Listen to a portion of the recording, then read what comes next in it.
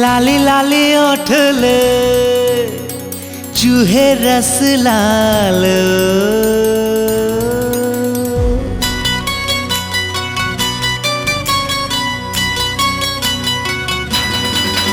अरे लाली लाली ओठले चूहे रस लाल हो, लाली लाली ओठले चूहे रस लाल हो, कारी कारी आँखी में गजरा कमाल हो, कारी कारी आँखी में गजरा कमाल हो,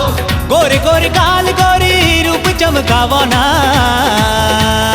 कब देबे कब देबे दिल गोरी हमला बतावो ना, कब देबे दिल गोरी हमला बताओ ना।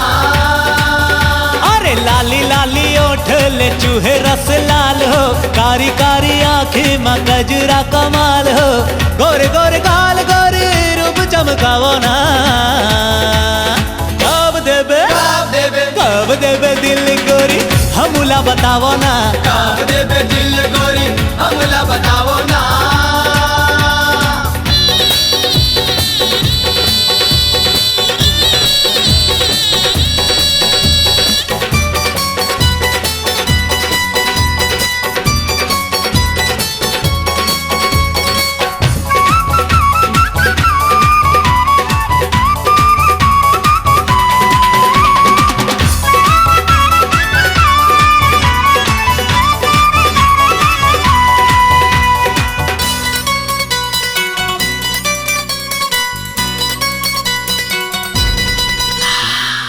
दिन रात देखो गोरी तोरे च सपना,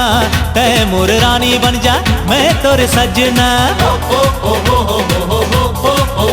ओ दिन रात देखो गोरी तोरे च सपना, तै मोर रानी बन जा मैं तोरे सजना,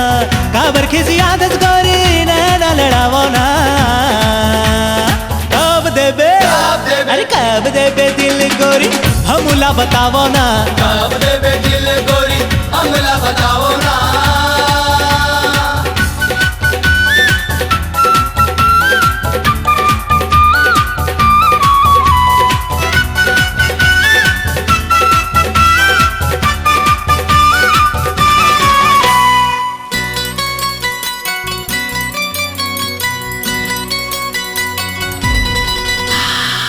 चूनी लहरा के चले हाट बाजार में, लच लच लच के कन्या खेत खार में,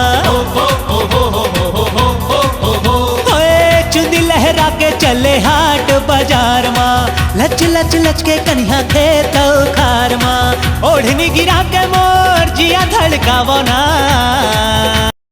कब देबे अरे कब देबे दिल गोरी हमला बतावो ना, कब देबे दिल गोरी